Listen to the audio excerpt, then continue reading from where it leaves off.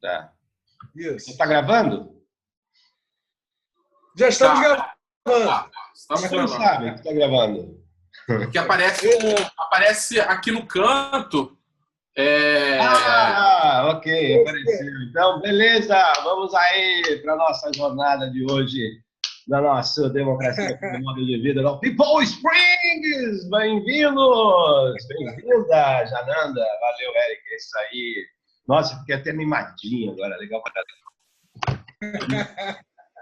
Mas é isso, olha, então, essa coisa que você falou aí sobre o... Tomara que o Augusto entre logo, muito legal isso que você disse, porque, de certa maneira, eu tenho pensado em algumas formas também de... A gente tem conversado, talvez até só por relances, por insights, mas não tem surgido nada como criar alguma coisa ou bolar alguma coisa. Eu acho que isso ainda vai ser definido ao longo desses nossos encontros, né? É muito interessante. Eu tenho pensado algumas coisas. Eu disse que hoje, como host aqui, eu iria trazer uma crise, porque eu estou vivendo uma crise. Eu não sei se vocês passaram por isso, eu não faço ideia, mas o meu envolvimento com a questão da democracia como modo de vida vem de 4 anos para cá, no encontro com o Augusto, e, de certa maneira, mexeu muito com os meus valores.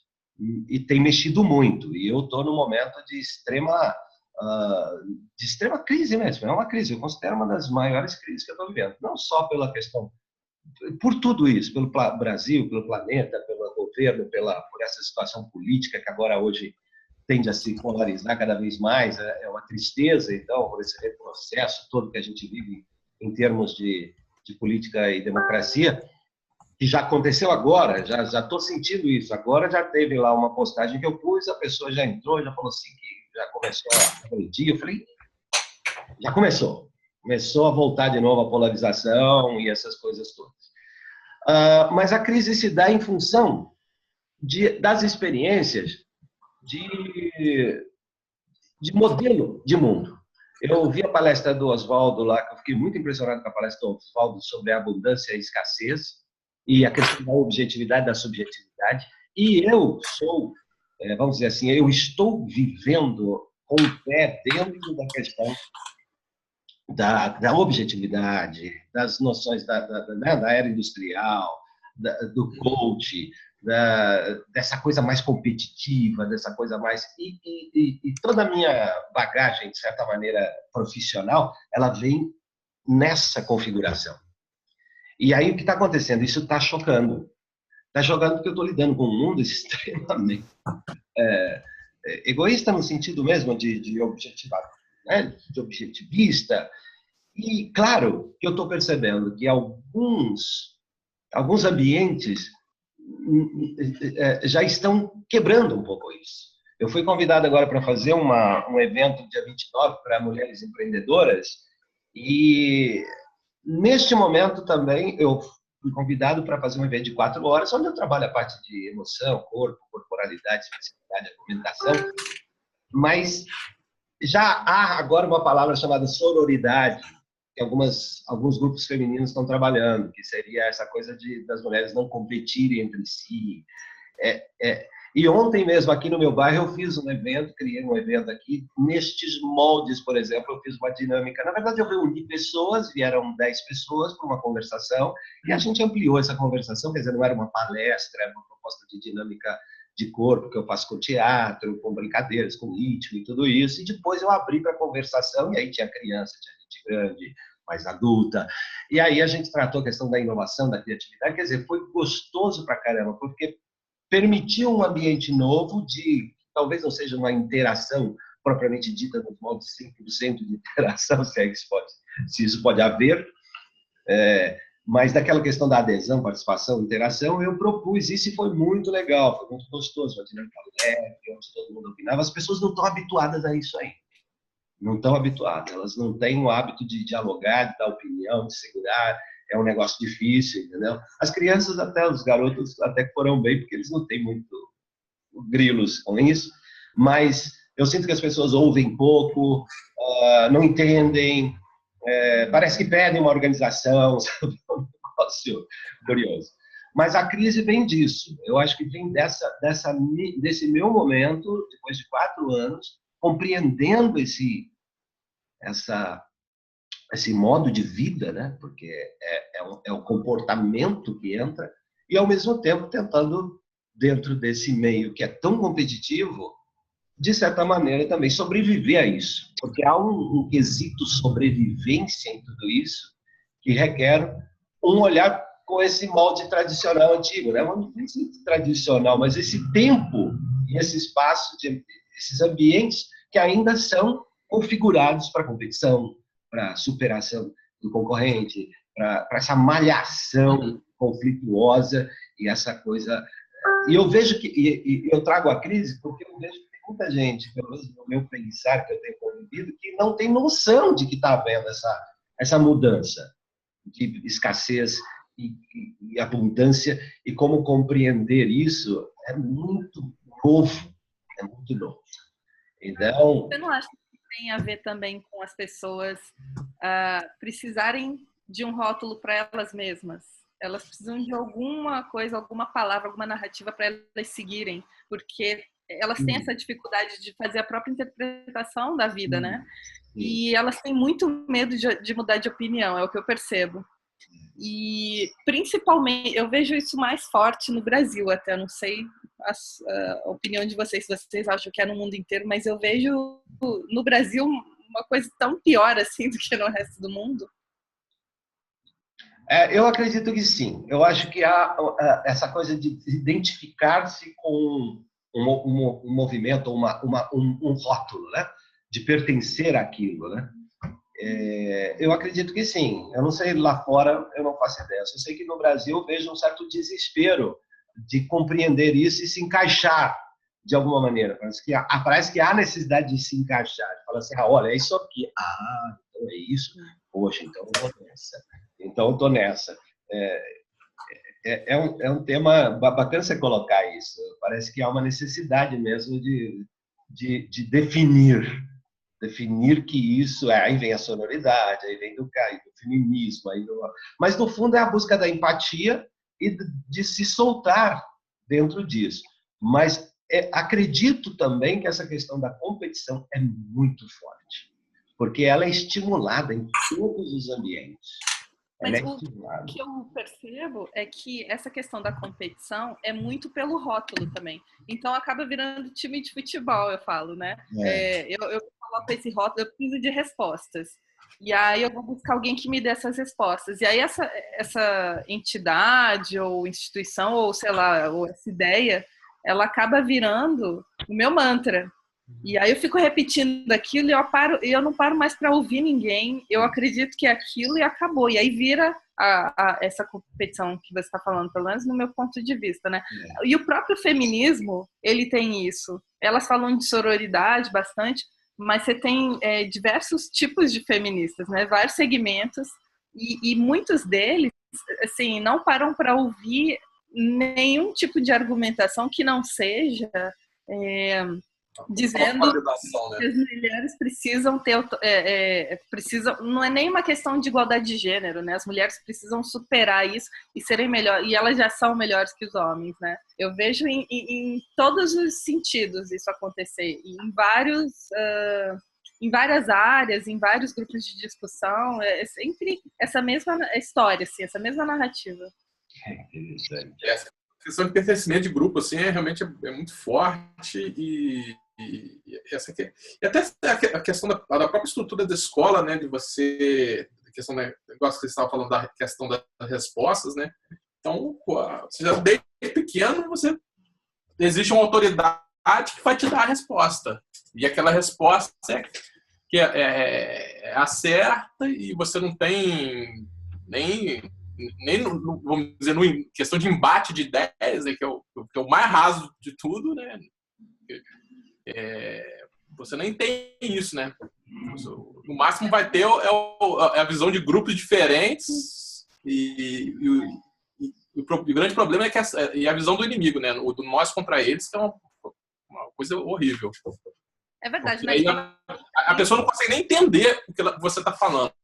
Assim, já passei muito muito tentando conversar com as pessoas na época do Orkut, no Facebook. Isso acontece muito. Você fala, a pessoa não te compreende. E é interessante o que você falou, porque realmente na escola a gente aprende que existe o certo e o errado, a resposta certa e a resposta errada. É muito binário, e aí a gente cresce com isso na nossa cabeça, né? E o erro é um problema.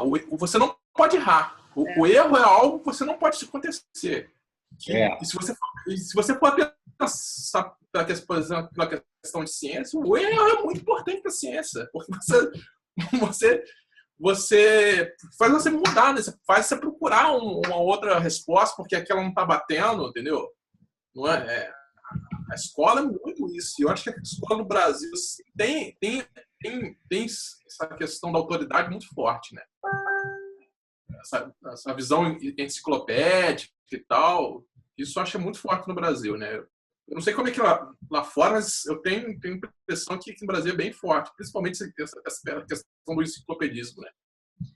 Eu sou designer, né? E para a gente também, dentro da nossa metodologia de projeto, o erro é muito importante. Ele faz muito parte do processo.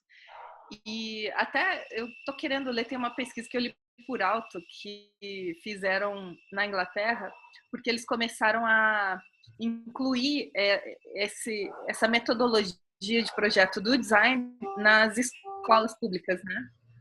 Chegou alguém aí. A Marta. Oi, Direto do Rio de Janeiro. Sim. Oi, Martinha, bem-vinda. Muito obrigada. Ô, Jananda, o que você estava falando, que a metodologia o quê? De Londres? Como é que é isso?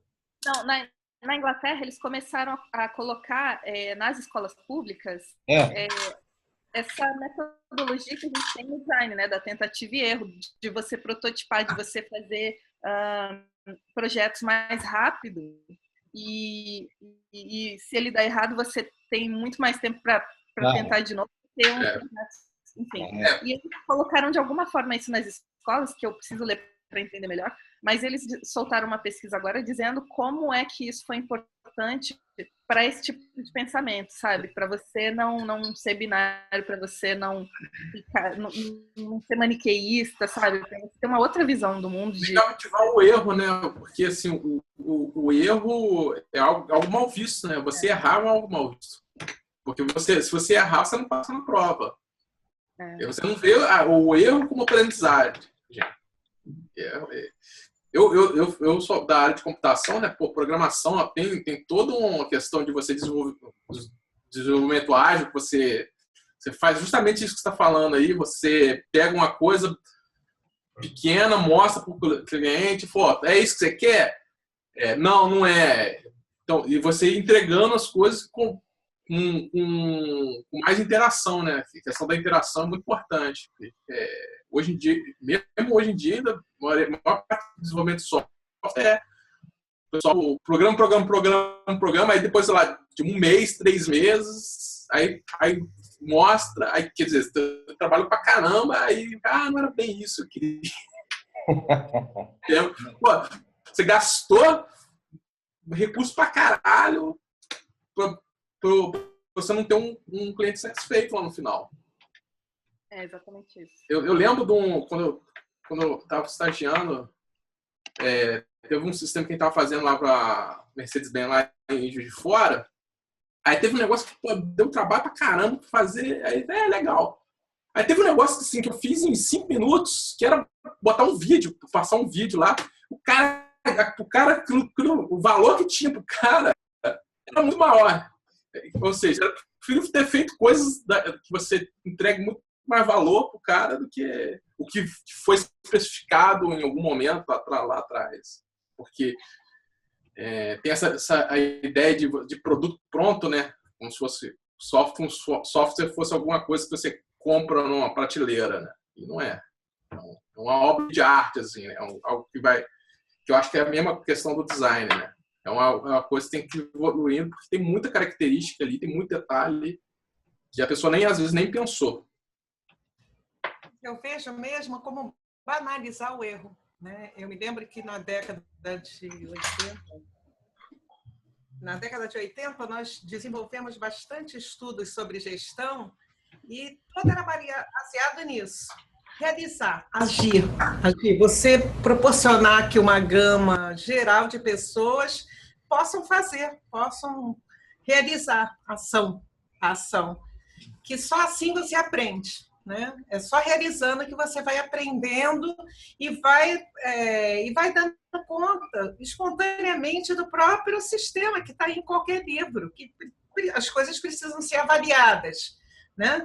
Não quer dizer que a avaliação precisa estar comprometida com a competição e a falha e o preconceito, né? Fica o carimbo, o erro. Então, são gestões inclusivas, né? Sobre as coisas. É banalizar mesmo o erro. Não é nem preocupado com o resultado, porque para você banalizar o erro, você precisa ter preocupação nenhuma com resultados. Se continuar sendo o resultado, o objetivo das ações, sendo o único objetivo das ações, você não chega a lugar nenhum. Ou repete sempre o mesmo modelo. Não desenvolve criatividade. Ou não oportuniza mudanças e oportunidades. Nós escrevemos um livrinho sobre isso, chamado Plan Gestão. Nós, em 83 ou 84, acho que 84, nós escrevemos um livro chamado Plan Gestão, que já tinha isso. Você tem esse livro, Mar? Eu não lembro o nome do cara, mas tinha um cara maluco na Embratel nessa época, que foi presidente ou vice-presidente da Embratel, nesse mesmo momento histórico no Brasil. E ele pensava exatamente do mesmo jeito e de uma forma ainda muito mais ousada. Eu me lembro que eu li um trabalho que ele entregou para a gente dar uma espiada do que ele estava realizando na Embratel naquele momento, que eram pessoas... me lembro bem de um projeto específico desse trabalho, que era extenso, mas que eram pessoas... terem oportunidade de estudar áreas não afins do seu conhecimento técnico.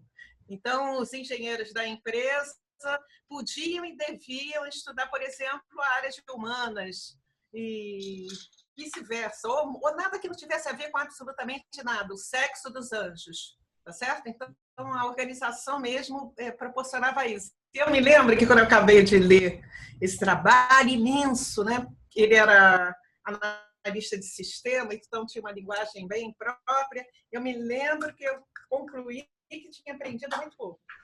Ele trazia tanta novidade sobre a visão da gestão de negócios que não era compreensível, não era facilmente compreensível, porque ele falava num tempo que a gente ainda não estava preparado para enxergar. Eu acho que isso que a Marta falou tem tudo a ver com aquela, claro, tudo que falou muito bacana. Aquela questão lá, parece que falta definir, né? Para a pessoa se identificar, né? Definir algo que ela se identifique com aquilo e aquilo vira o caminho, né? É curioso, por exemplo, no teatro, né? O teatro, a gente trabalha com teatro aqui, com formação de atores e direção de atores, e trabalhamos mais. Há 3 anos a gente não tem feito grupos de formação de atores, que a gente parou por algumas questões, principalmente também mudou muito, sabe? Os alunos começaram a chegar para a gente aqui com 13 anos sem bagagem nenhuma, não lê nada, não via nada, então era muito difícil lidar com um pessoal que não traz assim, estímulos, né, para a gente trabalhar. Foi um momento difícil de compreender a mudança da internet, tudo isso, porque o teatro ele tem essa coisa, não tem a internet, né? O teatro tem o corpo, tem a pessoa, ela vem e são práticas. E o erro é a nossa matéria. O ator, o dramaturgo, a gente se solta justamente no erro, se solta na crise e no erro. Então, quando a gente pede para um ator fazer coisas ou para criar, o que a gente espera é que ele erre muito. A gente quer que ele erre muito, que ele erre totalmente, porque é o exagero e a criatividade é justamente a abundância de errares, propostas do que vem. Vem.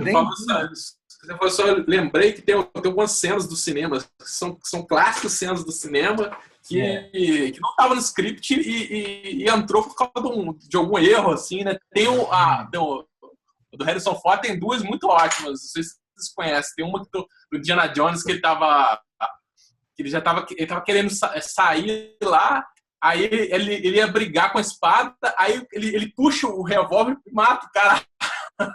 Ia ter uma luta ali, na verdade, que ia demorar mais, só que ele queria ir no banheiro, alguma coisa assim, só que ele tava com pressa e foi lá e atirou, né? E tem a outra... Essa cena não foi escrita? Essa cena foi improvisada. Oi? Foi uma improvisação essa cena? Foi, ele tava querendo ir no banheiro e tava com pressa. Ele falou, vou matar esse cara lá no tiro só. Interessante, eu não sabia disso. E a outra dele do Star Wars, que ele estava repetindo, ele ia ser preso lá no eu esqueci o nome do negócio lá, ele ia ser petrificado lá, aí a Leia fala que ama ele, só que aí ele falava também, ele tinha que falar que ama ela também, só que a cena já tinha se repetido umas 3, 4 vezes, aí ele fala, eu sei, I know, aí ficou clássico, porque é a cara do personagem. Legal. A gente trabalha muito com isso aqui. Esse negócio de erro é improvisado. O humor é erro. O humor é espontaneidade, né? O erro do humor é muito clássico. Ele é muito importante. Fala, querido. Esse negócio do erro, esse negócio do erro é fundamental, né? Em todos os sentidos. O que eu posso trazer para essa conversa nossa aqui, para agregar, basicamente até agora, né, nos meus 5.0 de existência nesse planeta, eu tive a vivência, né, de morar em um país latino-americano, né, sem ser o Brasil. Né? Eu tive a experiência de morar um pouco no Chile, eu tive a experiência de morar na Europa, em alguns países, eu tive a experiência de morar nos Estados Unidos, né? Não cheguei a ter uma experiência profunda de morar na África do Sul, mas passei por lá. E tive a experiência de morar com tribos indígenas, né? Aqui no Brasil, na Amazônia. O que eu posso falar para vocês, assim, do que eu captei, né? Assim, dentro dessa questão. A gente está conversando sobre a questão da crise de identidade, da questão da obediência, desobediência e da questão do erro, né? Nós estamos conversando sobre isso, né? Você iniciou o host hoje fazendo uma descrição sobre isso, né? O seu sentimento, né? O que a gente está vivendo na atualidade, nesse sentido, nessa atualidade de profundas mudanças, né? E o que eu posso agregar é o seguinte: eu percebi nos Estados Unidos que, assim como, né, muito semelhante à Europa, mas diferente, talvez pela cultura protestante muito forte lá, o protestantismo ele é muito forte nos Estados Unidos. Eu viajei bastante, vários estados, e você percebe isso diluído pelos estados, de que a questão cívica é traduzida, é vendida permanentemente através de uma cultura de obediência, né? Uma cultura reta, dura, direta de obediência, e diretamente linkada à bandeira, né, aos valores da bandeira e aos valores da Constituição americana, né? Como vocês sabem, não mudou, né? Assim, é aquela Constituição desde o final do século XVIII, né? 1716. Então, diferentemente da experiência que a gente tem aqui, que a Constituição muda de tempos em tempos, né? Então lá você tem uma cultura de obediência forte que produz coisas muito nítidas, ou seja, produz um racismo muito nítido, né? Produz divisões muito nítidas de quem é pobre, de quem é rico, de quem é classe média, né? De quem é preto, de quem é branco, de quem é asiático, né? Essa nitidez, ao contrário do que você possa imaginar, ela é até mais fácil de você uma vez percebendo a nitidez no dia a dia, de onde você mora, nas cidades, fica mais fácil você decodificar o ambiente que você está, do que, por exemplo, aqui no Brasil, que é tudo misturado, é muito dissimulado e nada é nítido, Gostei da palavra que você usou, dissimulado. Existe uma dissimulação mesmo nas relações. As pessoas dissimulam demais. Tem muita dissimulação. Na Europa, o que eu percebi é que o europeu, de uma forma geral, a minha experiência foi na Espanha, foi na Inglaterra, foi na França, né? Alguma coisa na Alemanha. Mas o que eu percebi de uma forma geral na Europa é que o europeu ele preza por demais o que a gente chama de evolução civilizatória. Assim. Então ele vê o Estado como conquista, né? Ele vê o Estado e as instituições do Estado ou da democracia ou do Estado de Direito democrático como conquista civilizatória, né? E ele tem uma coisa muito organizacional, assim. O europeu é por demais formal nas suas questões, né? Ao mesmo tempo, paradoxalmente, ele se sente muito livre por prezar instituições de errar publicamente, né? Ele não tem problemas em errar perante os outros que ele não conhece. Correto? Não existe uma cultura de repressão, uma cultura de repressão, né? Por exemplo, você não tem o catolicismo na Europa, ele fica muito ali no Vaticano, né? Quando você roda pela Europa, você percebe que ele está concentrado no Vaticano, né? E tem a influência de tudo quanto é tipo de espiritualidade e religiosidade lá. É muito misturado isso no continente europeu, né? Então, não existe, como aqui no Brasil, uma cultura de repressão sexual, como sempre houve, né? Em função da Igreja Católica Apostólica Romana aqui, dos jesuítas, etc., do tipo de comportamento que você tem que ter em público, e vai por diante, né? O europeu é muito desinibido, de uma forma geral, né? Mas ele não é ligado à acumulação, assim, de uma forma tão visceral quanto o norte-americano é, né? A acumulação de riqueza, vai por diante. Bem, terminando o meu tour, o que eu vivi mais próximo do que o Augusto chama, né, Augusto Franco, dos Piranhães, foi viver com os caiapós, né, lá no Amapá e no Pará, né? Eles têm essa coisa da cultura do erro, eles nem têm esse conceito do erro, né? Assim, eles não, na língua nativa deles, do Tupi-Guarani, não tem nenhum conceito do erro, né? Eles tudo que você faz já é por si só uma dinâmica de aprendizagem. Eles não dão nome aos bois, correto? Como a gente está dando aqui. Eles dão nome aos bois, não chamam o que é aprendizagem, quase diferenciação do que é ensinagem, do que é aprendizagem. Eles apenas vivem a vida como eles acham que tem que viver, momento por momento. E detalhe, na tribo que eu vivi, não tinha o conceito de unidade de família, de pai e mãe, né? Todos eram pais e todos eram mães, entendeu? Todo mundo cuidava de todo mundo. Então, você não tinha essa unidade nuclear, patriarcal, milenar, né, da família, né? Assim, cuidando que tinha um pai e uma mãe específica. Foi uma experiência fascinante sobre muitos aspectos. Bem, poderia discorrer muita coisa sobre isso, porque foram muitas as vivências, mas eu acho que isso joga uma luzinha aí para ver que, de repente, a impressão que nós temos nos centros urbanos aqui no Brasil, né, onde nós vivemos, né, nos centros urbanos, ela é muito diferente das cidades do interior do Brasil, assim, onde você tem uma mistura muito grande. O Estado é quase que uma coisa à parte da cultura. Você tem uma cultura caipira muito forte, ainda muito presente, muito forte. Eu acho que nos nossos encontros passados aí nós conversamos sobre isso, né, e a gente chegou a falar sobre isso. Eu faço estudos sobre o quão P2P, né, peer-to-peer, interativo, o quanto criativo é a cultura caipira brasileira, né, misturada. Ela não é nada estatista, né, ela também não é nada mercadológica, quer dizer, ela é bastante humanizada. Então, a gente tem um grau de complexidade aí muito grande, que adicionando a atual emergência da localidade que a gente está vivendo, né, da localidade, a coisa fica ainda mais complexa ainda, né? Então, eu acho que, só para botar um pouquinho mais de lenha na fogueira aí da nossa conversa.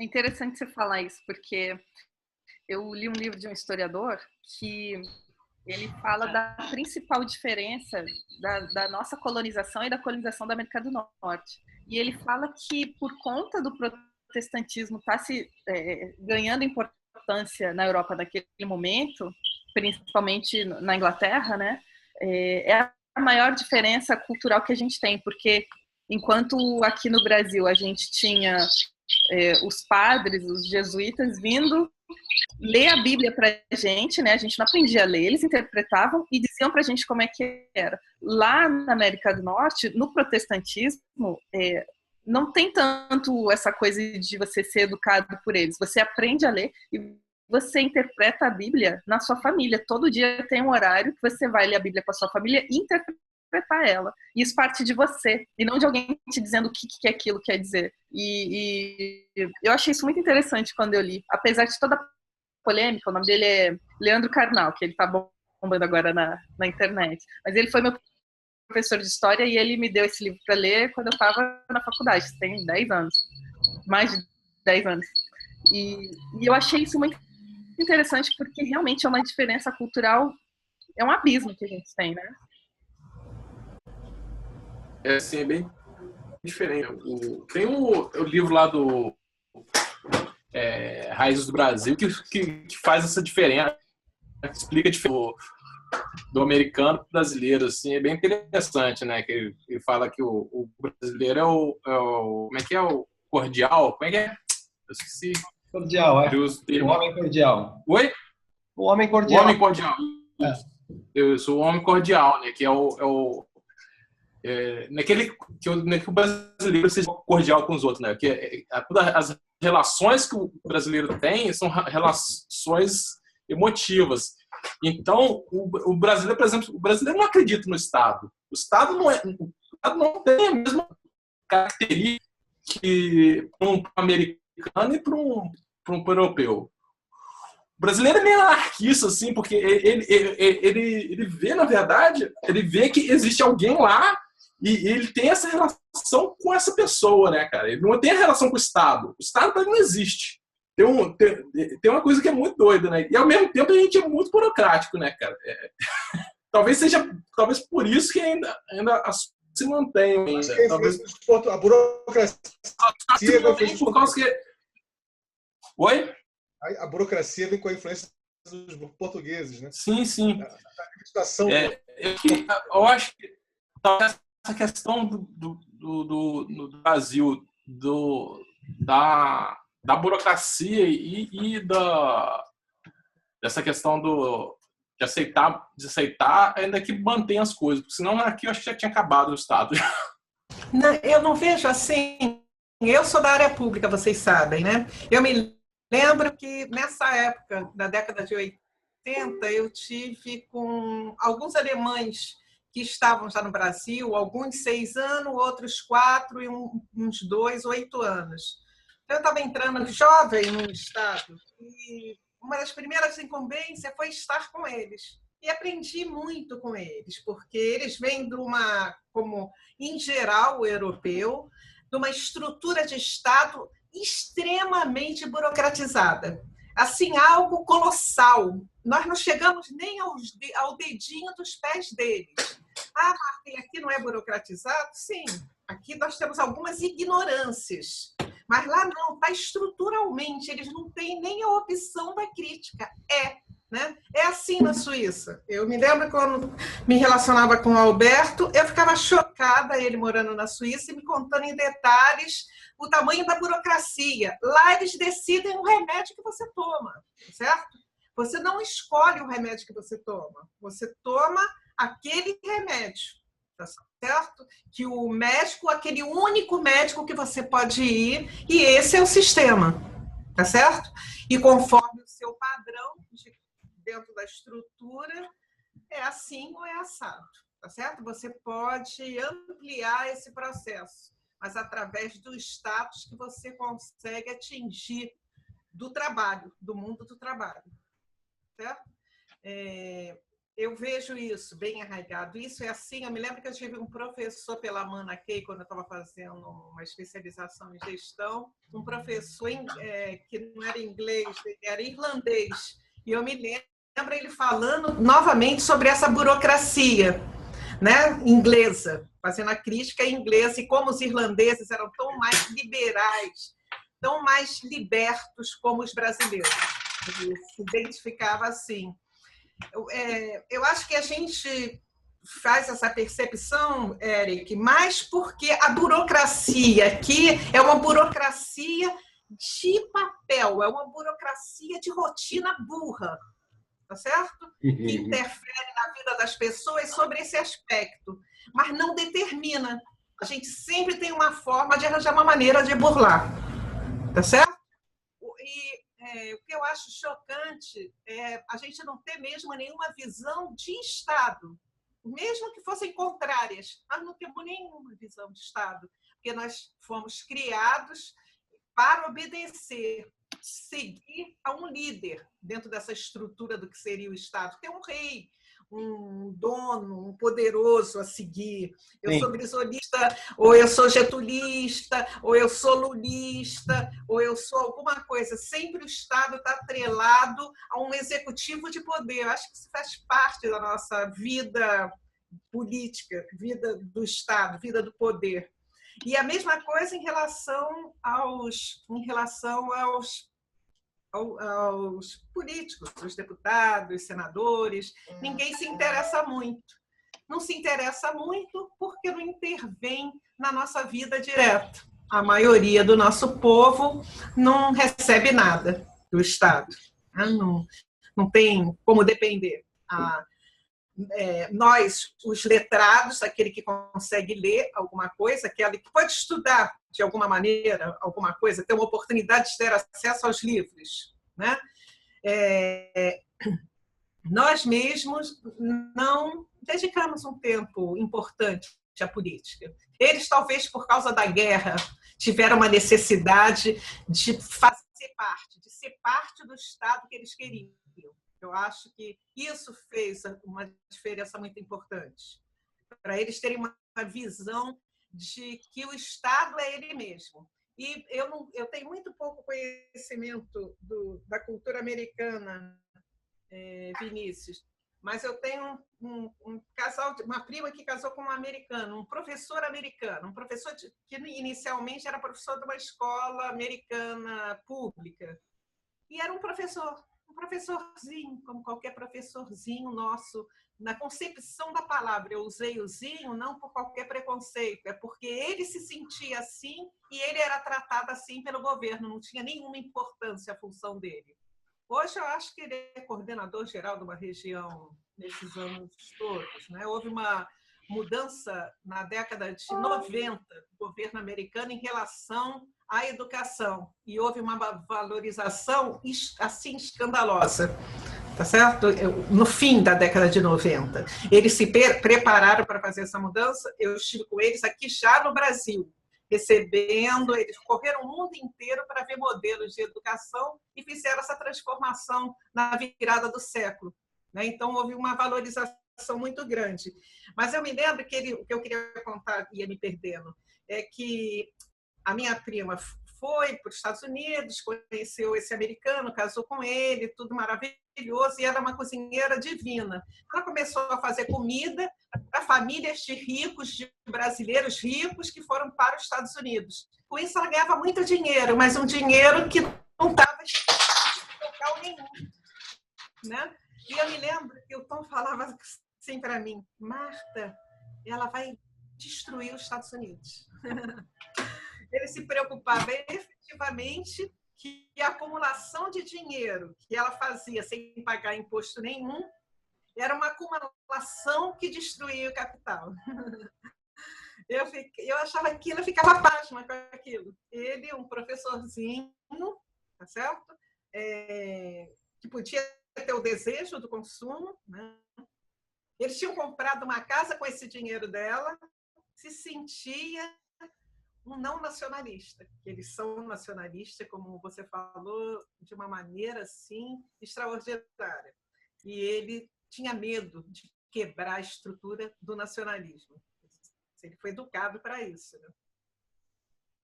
Bem colocado isso, hein? Essa atenção ao Estado que a gente não tem, né? E aí fica essa zorra que está acontecendo, né? Que fica esses caras brigando aí e a gente não tem, sabe? Quando eu falo Estado, eu falo Estado na mais ampla concepção.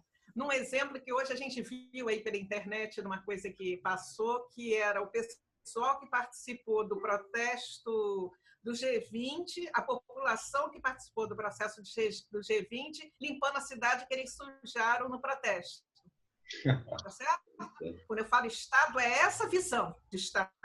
Bem ampla, não é a visão que nós temos do Estado como provedor sempre de alguma coisa. Somos nós mesmos.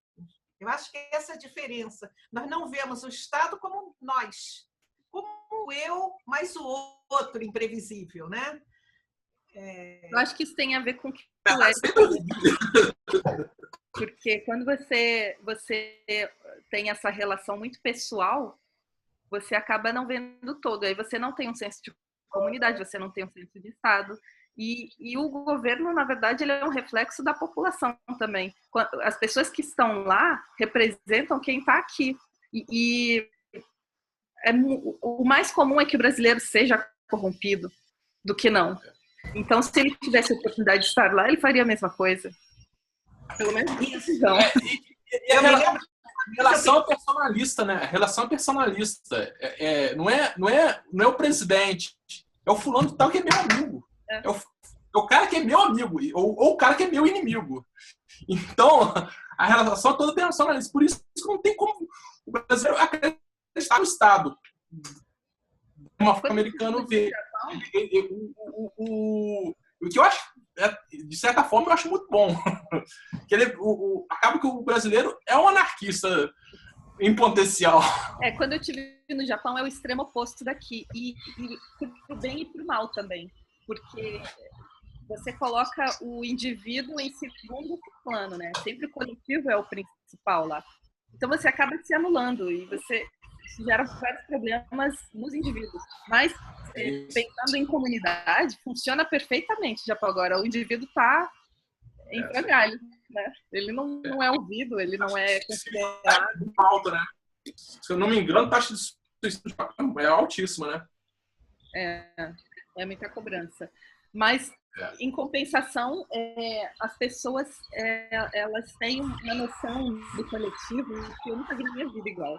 De você olhar para o todo e ver como é que você está prejudicando as pessoas e o que você pode fazer para evitar isso, sabe? Aqui é muito pelo contrário, né? Cada um por si. Principalmente no Rio de Janeiro, eu vejo bem forte essa cultura do malandro e do mané, né? Sempre que você tiver a oportunidade, você vai se dar bem em cima de outra pessoa.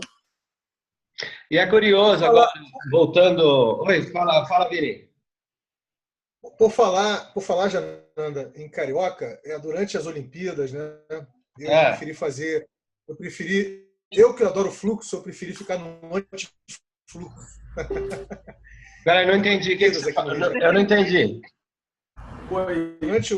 Durante as Olimpíadas aqui no Rio, eu que adoro fluxo, preferi ficar no anti-fluxo. Né? E ficando no anti-fluxo, eu acabei esbarrando em pessoas que não eram exatamente turistas, né? E uma delas é esse cara aqui que eu conheci, que eu vou mostrar aqui para vocês agora. Eu vou fazer um compartilhamento de tela, né? Vocês estão vendo aí? Eu vou aqui estourar a foto dele. Estão vendo aí?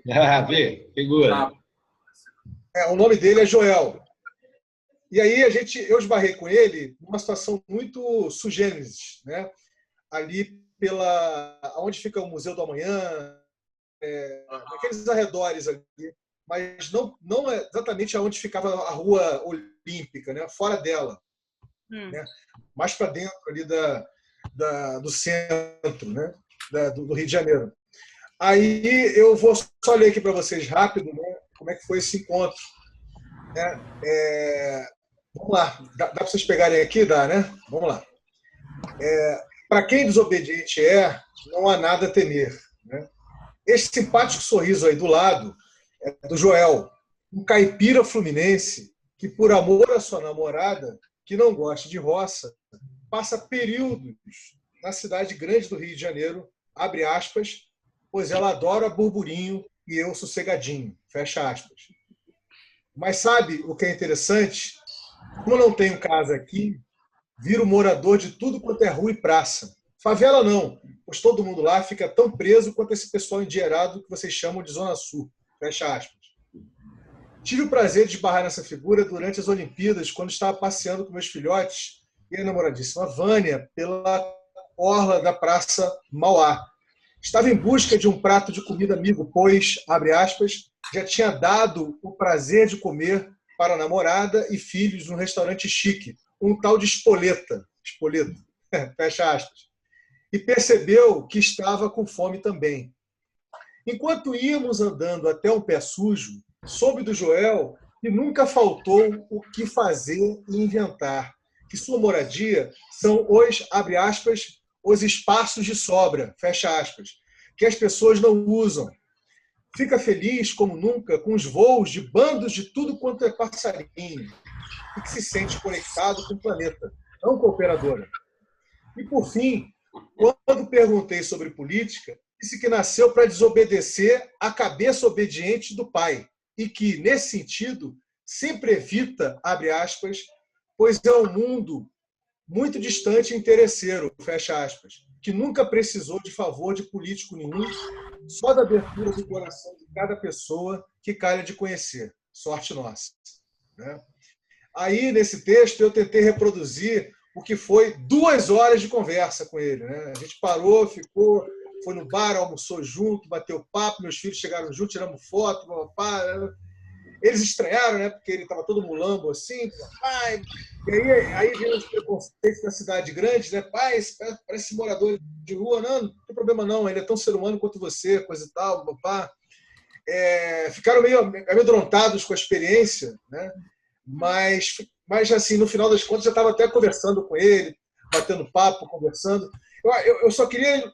Eu me lembrei desse post que eu fiz, eu acho que ilustra bem o que nós estamos conversando aqui sobre a alma do brasileiro, né? Que definitivamente não é a alma só de quem mora na cidade grande, né? De quem está nas grandes metrópoles. Né? E esse cara, ele é uma pessoa livre. Assim, eu percebi que ele tem um grau de liberdade que possivelmente nós não temos. Entendeu? Assim, e ele é um tipo da pessoa que eu percebi que ele nunca frequentou uma escola. Que bom, né? Ele nunca foi a uma escola. Ele não foi escolarizado. Né? Ele tem muito dessa coisa de querer fuçar, mexer, sabe, Eric? Ele é meio maker. Né? Ele é um gambiarreiro, digamos assim. Ele é um gambiarreiro, uma alma gambiarreira, né? De fazer e inventar as coisas. Né? Eu acho que esse Brasil rural, ele ainda é muito forte. Mais do que a gente imagina. Né? Aquela coisa que foi flagrada pela obra do Monteiro Lobato, né, do Sítio Pica-Pau Amarelo, com o folclore daqui, ainda é muito presente nos imaginários. Pode parecer que não, mas ainda é. Né? A gente não podemos esquecer que a gente mora num país continental, né? É tão grande quanto o continente africano. Então, a gente está falando de alguma coisa que é super gigante. Né? Então é isso. Eu queria mostrar isso aqui para vocês, a foto dele sorrindo. Legal. É simpático pra caramba. Só para ilustrar isso aí, mas vai lá, amor. Não, eu acho legal isso, porque eu moro em São Paulo há muitos anos, há 30 anos, mas eu cresci no interior, né? Então tenho muita memória dessa época de fazenda e convivendo com essas pessoas mais de tocar viola, que eu tocava viola, ficava com eles. Então é um mundo para mim muito gostoso de lembrar. Mas o urbano, hoje em dia, realmente está muita pressão. A pressão é grande. Eu sinto uma pressão muito grande aqui na cidade, em São Paulo. Poderia, de certa maneira, falar dessa pressão. Mas eu acho que eu gostaria de trazer, mesmo falando da questão da obediência, para esse momento aqui, aquilo que eu falei no começo, que é a tal da crise, né? No sentido da abundância da escassez e como a competição, esse paradigma de competição, de sucesso, de vencer, de vencedor, como é que isso se aplica hoje? Eu gostaria de trazer essa pergunta para vocês. O que vocês acham? O que vocês podem me dizer disso? Porque é uma coisa que está me instigando, entendeu? Porque, primeiro, eu lido com pessoas que têm esse paradigma. No momento em que a nossa rede distribuída, ou seja, essa sociedade em rede, está percebendo, parece que há uma intuição, principalmente nós, de alguma maneira, já estamos cientes disso, conscientes disso, mas para muita gente que não tem a consciência disso. Isso está vindo para eles como uma novidade. E há o conflito. Eu acredito que tem muita gente vivendo esse conflito entre, puxa vida, eu tenho que ser vencedor, eu tenho que bater, eu tenho que ser assertivo, eu tenho que salvar minha pele, eu tenho que, de alguma maneira, eu preciso pagar minhas contas.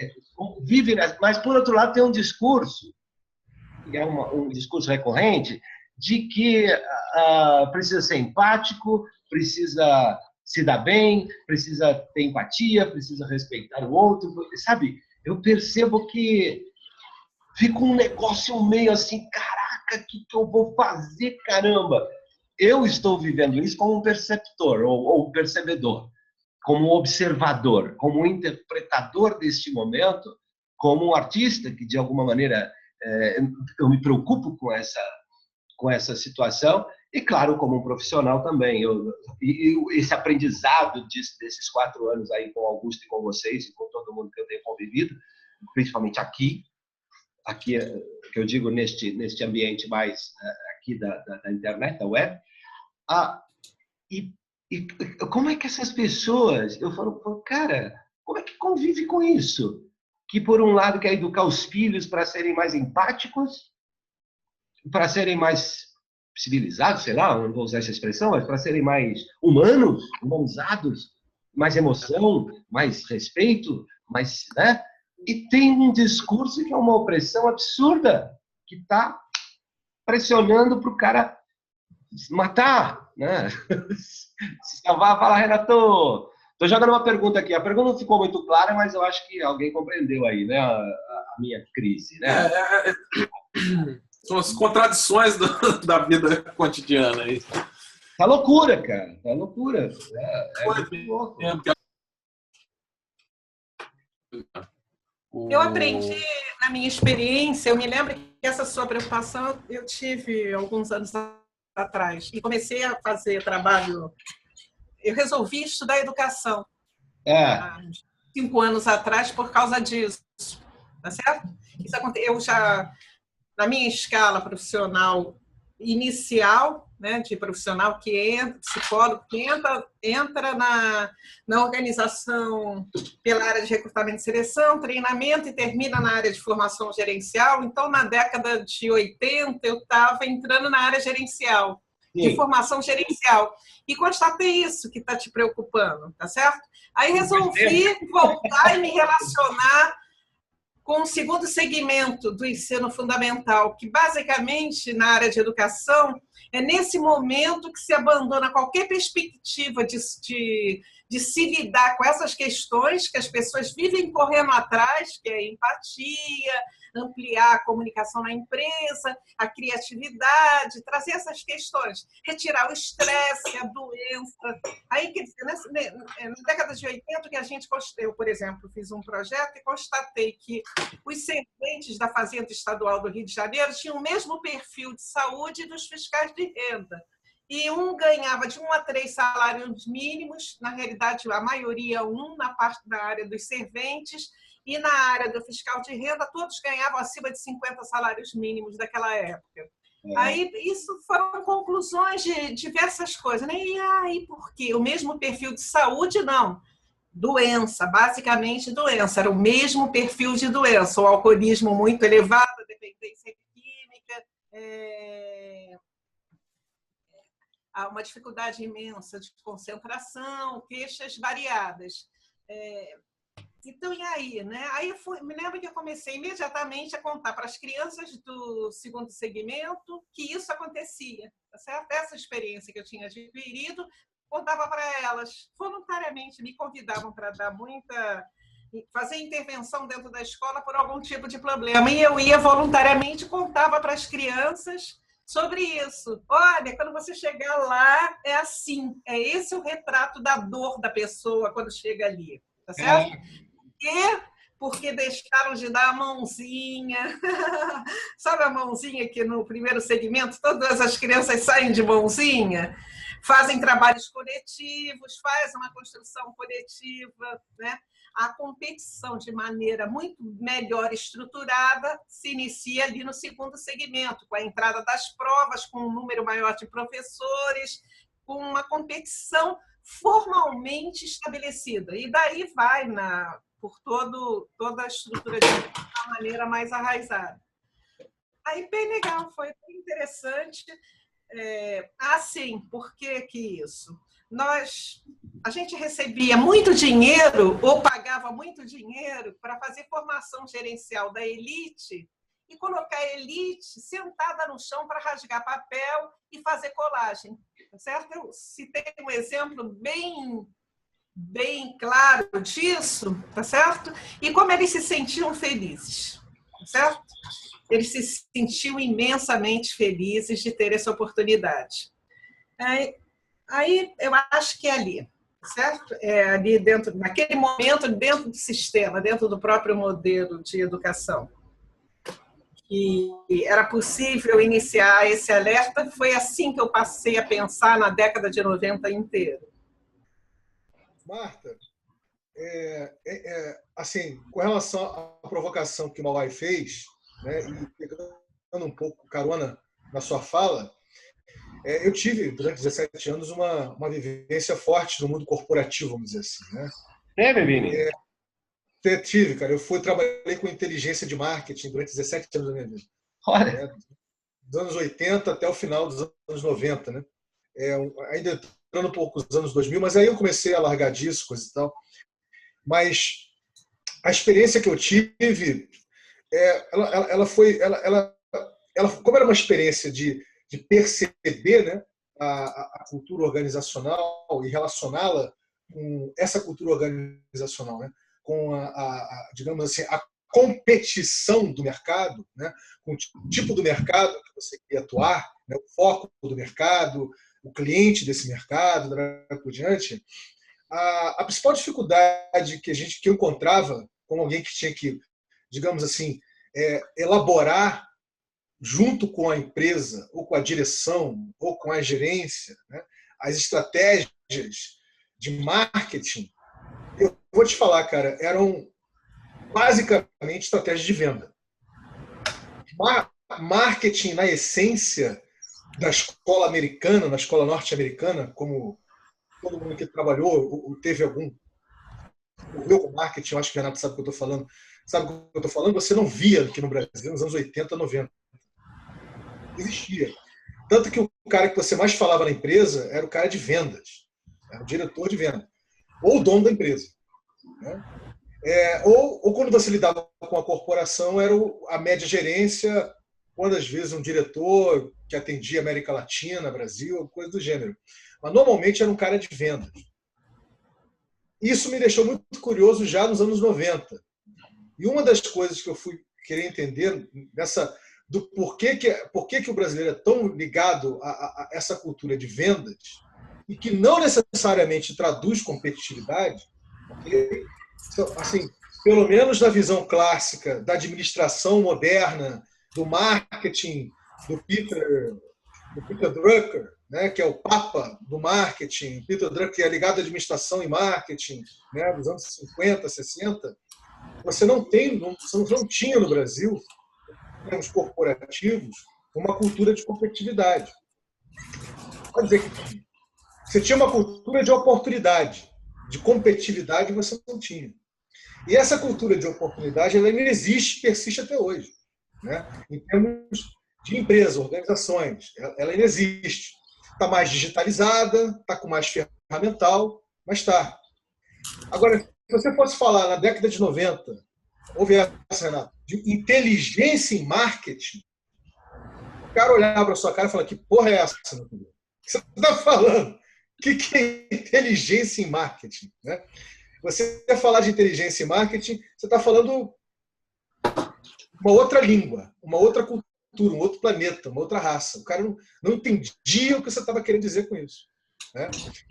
E nos meus últimos anos, trabalhando com marketing e comunicação, né? Comunicação de marketing, trabalhei com inteligência e marketing. E eu só fui encontrar gente que foi entender o que eu estava falando lá na Coreia do Sul, quando a LG veio para o Brasil. Né?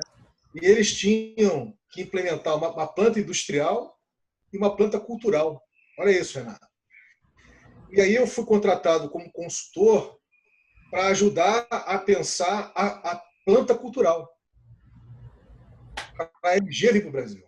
Foi aí, através dessa consultoria que aconteceu em 97, por aí, tá, gente? 97, 96, 97, 98, que eu fui fazer uma pesquisa do Sebrae sobre a cultura do micro, pequeno e médio empresário, para tentar entender isso, né? E sabe onde eu acabei? Eu acabei na rua. Aí você fala assim, mas como assim você acabou na rua? Eu acabei com o vendedor ambulante, o cara que pega o ônibus e vem e faz o pitch dele na hora. Entendeu? Porque aí é que está a essência do oportunismo, da rapidez, da adaptabilidade, em termos orgânicos para organizacionais do brasileiro. Mas você ainda não pode falar, ainda mais naquela época, de competitividade. Não tinha como se falar. Essa questão de tempos diferentes realmente é muito forte. Cara, se você pegar, por exemplo, a questão do... Pô, tem 50 anos que o toyotismo tem, né? O pessoal fala de Fordismo, cara, como se fosse a última coisa, a última bolacha do pacote é o Fordismo. Cara, o toyotismo tem 50 anos. E, pô, isso já ficou defasado, cara. Se você entrar nessa questão de rede, então... Eric, os mais moderninhos falam de toyotismo. Toyota. Não, pô, sabe o que eu acho? Você achar que teve acesso. O cara só agora teve acesso, entendeu? Eu vejo isso muito porque eu me lembro do Nordeste, como não tinha nenhum tipo de acesso a isso tudo que a gente está falando, a esse tipo de estudo, a essa oportunidade de reflexão através do que estava se realizando, tá certo? Não tinha nenhuma, gente. Lá não tinha o lugar do encontro da academia, no Nordeste inteiro. Então, e aqui é a mesma coisa. Então, a quantidade de pessoas que estão tendo acesso, porque eu, às vezes, também tenho esse sentimento. Incrível, como é que o cara pode pegar e montar uma matriz dessa ali? Ou eu tive também essa mesma sensação na época da abertura democrática no meu grupo da Fundação Getúlio Vargas. 22 anos e absolutamente nada foi criado no Brasil, nada, absolutamente nada. No Brasil, nessa área de conhecimento da gestão, né? Eu acho que se repete mais ou menos isso hoje. Um monte de gente com acesso a coisas. Oi. Mas esses exemplos que você deu são até entendíveis, né? Porque não tinha acesso. Mas hoje em dia, em 2017, internet tem todo lugar e as pessoas parece que nunca ouviram falar. Desculpe, gente, é porque eu tive resultado hoje naquele... Eric, faça seu resuminho de novo. Eu estava falando aí, por exemplo, nesse exemplo aí, por exemplo, você fala, quando realmente não tem acesso, aí é realmente difícil chegar, mas hoje em dia, em 2017, a maioria das pessoas não tem nem ideia do que é isso, cara. De coisas de 50 anos atrás. Quer dizer, estude redes, cara. Então, que é mais recente. Eu também fico página às vezes. Gente, isso. Porque é muito forte, né? A cultura é muito forte de se manter, né? A escola, olha a escola, né? A escola é um negócio... Mas, ao mesmo tempo, vai tudo acontecendo, né? Não, vai acontecer porque esses espaços, em algum momento... A gente está lá com pé há 50 anos atrás, mas a gente está aqui agora com gente fazendo um monte de coisas que a gente nunca pensou que fosse possível imaginável também há 10 anos atrás. Então, está acontecendo tudo junto. Maravilhosamente junto. Esse é o processo da mudança. Ele não se dá de maneira cultura. É o da mudança de cultura. Ela não se dá de maneira pronta, né? Todo mundo vai junto. Ao mesmo tempo. O mundo único já acabou, né? Não existe mais mundo único, né? A internet ajudou também isso, entendeu? Isso, né? Eu acho assim, dentro ainda dessa questão, porque ficou legal, bacana demais aí ouvir tudo, essas experiências todas, hein? Bacana demais. Uma coisa que me chamou muita atenção lá com o Oswaldo Oliveira foi quando ele citou a questão da objetividade. Que nas empresas tem a questão da objetividade, e a objetividade que, de alguma maneira, que direciona para resultados. Então, uma empresa ela é objetiva e, claro, esse papo de objetividade é uma coisa que a gente vê muito dentro desse paradigma da escassez, vamos dizer assim, que é justamente, e da competição. Tem que ser objetivo, e vai lá e traça objetivos, e traz o vida objetivo. Então, tenha objetivo, tenha propósito, para ter esse de ouvir a ditadura do propósito. A expressão foi bem curiosa. E, por outro lado, o Oswaldo cita que a objetividade exclui. A objetividade exclui, porque a partir do momento que você é muito objetivo, você deixa de ver a subjetividade. E a subjetividade que é o papo da abundância. Porque é a subjetividade que é a questão da amplitude das possibilidades. Isso me chamou muito a atenção. A minha crise, ela tem a ver com isso, com como coligar, se há possibilidade, não sei, mais uma vez uma provocação. Como é que se há possibilidade de você objetivar subjetivando? Como é que o direcionamento dos propósitos podem também ser equilibrados ou agregados com a subjetividade? Eu sei que há, mas aí vem a questão que a Jananda estava falando. Que língua é essa? Que definição que é essa? Para que você possa criar que eu tenho pensado em escrever alguma coisa de teatro que tenha essa linguagem. Que traga essa coisa do erro, do objetivo que permite errar, mas ao mesmo tempo, sabe? Tudo isso tem me fascinado e isso está me causando um problema, porque eu estou em crise. Porque eu estou tentando, talvez, achar uma resposta para isso e a resposta talvez seja abandonar o mundo da objetividade e se jogar na subjetividade. Você entende? Vocês entendem onde eu estou querendo, pelo menos, encontrar um repouso para a minha crise? Para entender isso, porque eu vejo que as pessoas precisam, não que elas precisem, mas me parece um assunto fabuloso, um assunto fantástico, importante, relevante, e trazer isso tem me transtornado, tem me tirado um pouco a tranquilidade. Por quê? Porque é muito novo e é o paradigma, é o paradoxo. É um paradoxo, de certa maneira. Eu trato isso muito no teatro, o personagem objetivo, aí entra o Renato, a gente entra com essa questão da jornada do herói, do Campbell.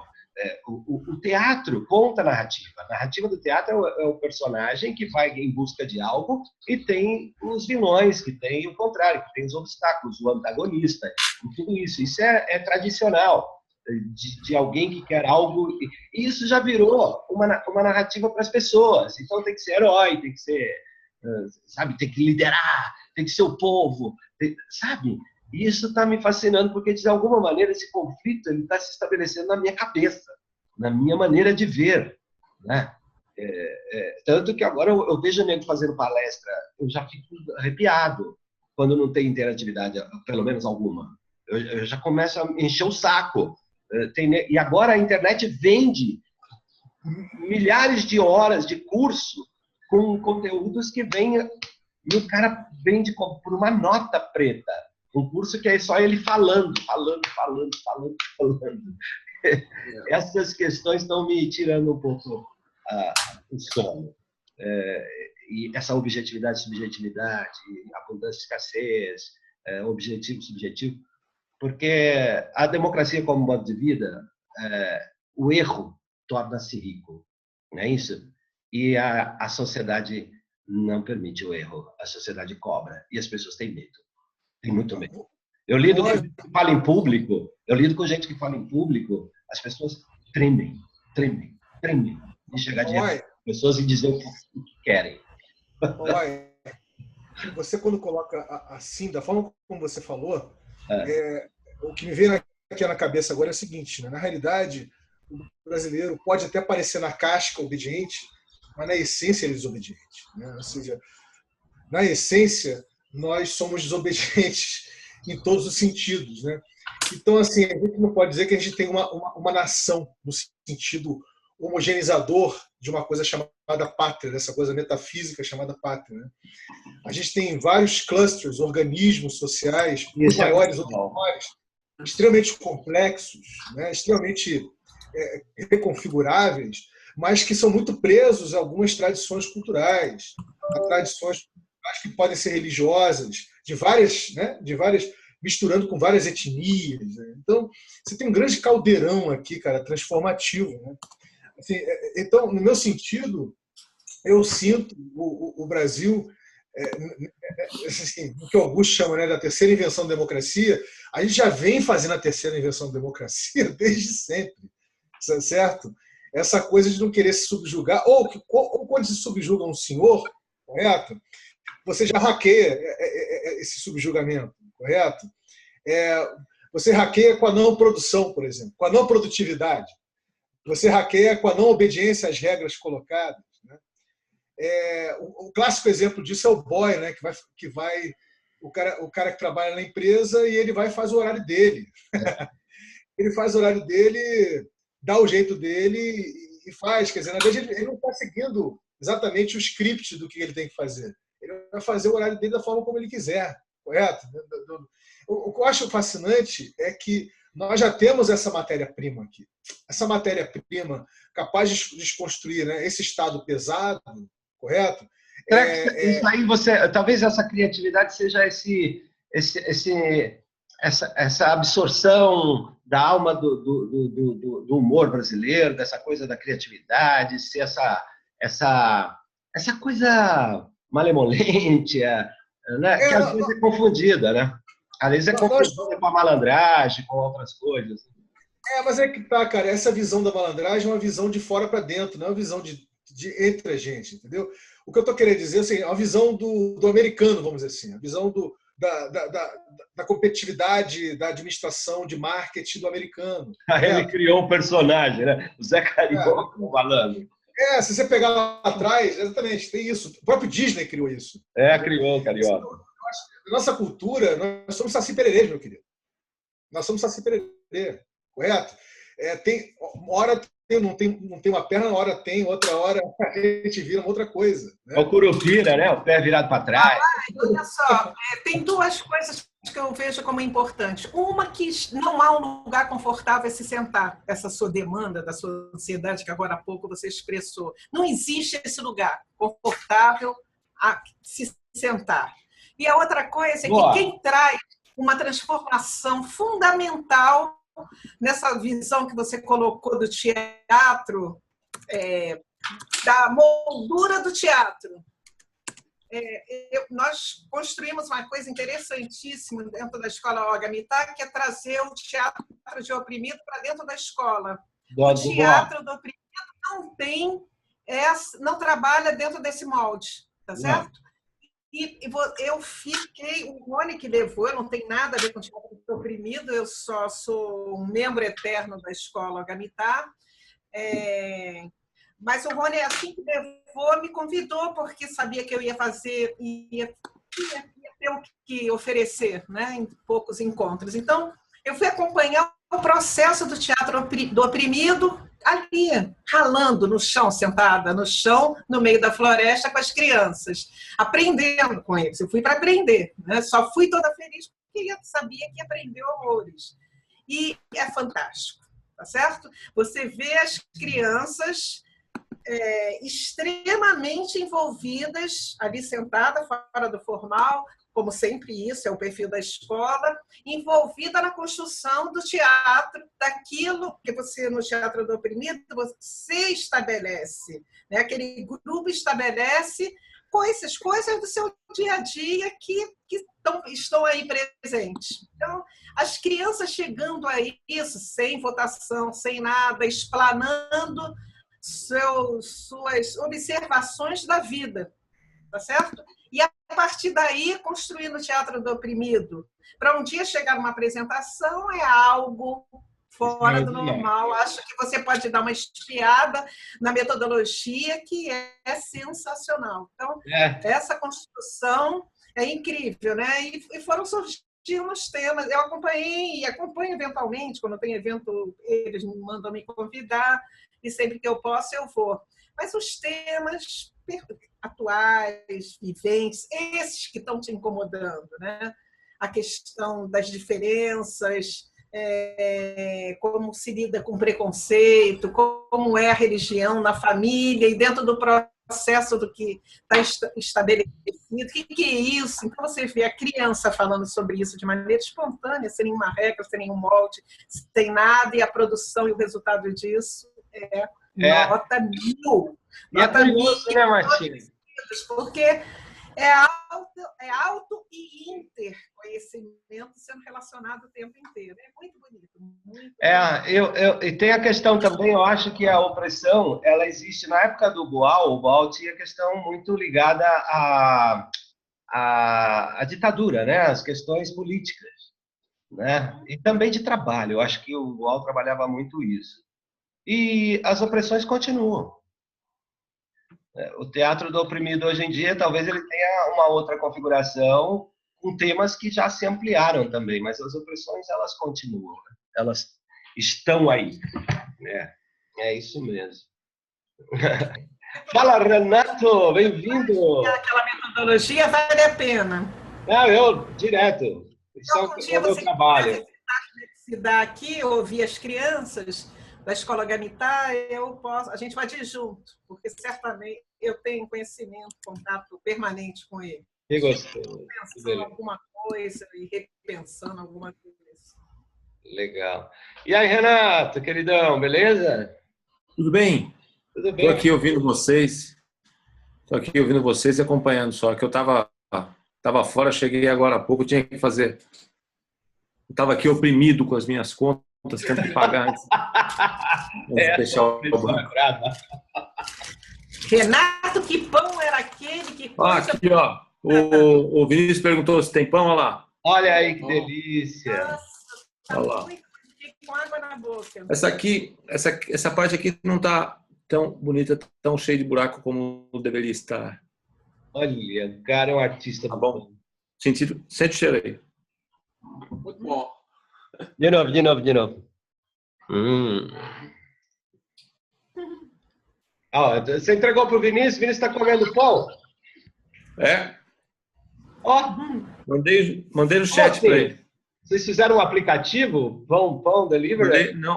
Mandei pelo chat, um chat só para ele aí. Só resolver esse problema, né?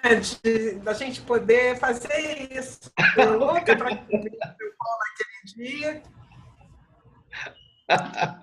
Eric, não vejo a hora de vocês inventarem alguma coisa dessa, que por aqui a gente mande o pão.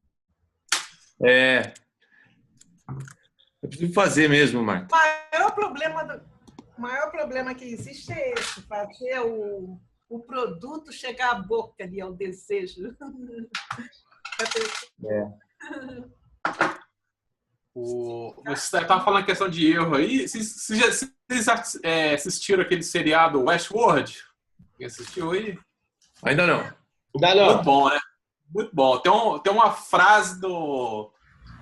Se eu não lembrar, aí você me ajuda aí, Vinícius.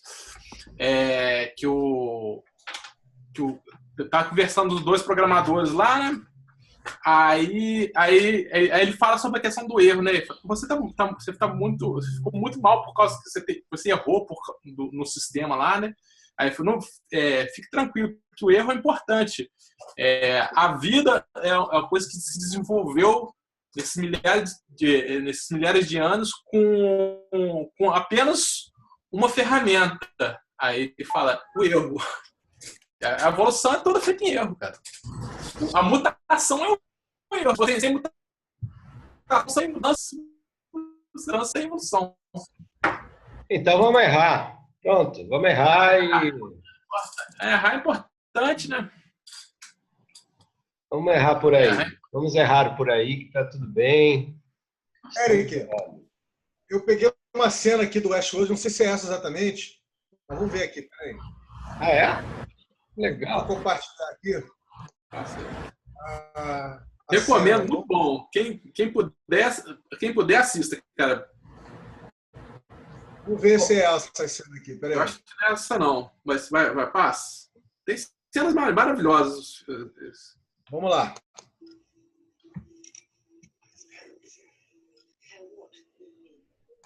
Tá um pouquinho embaixo, Vinícius. Abaixo? Peraí. Vamos de novo.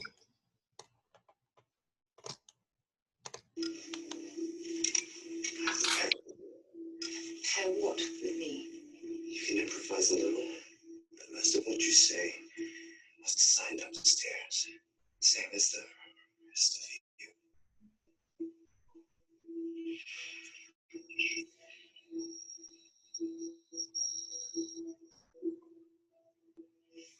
This is just a cheap trick. I've run for over 10 years. There's one thing I know, it's I'm being fucked with. Essa cena é muito boa.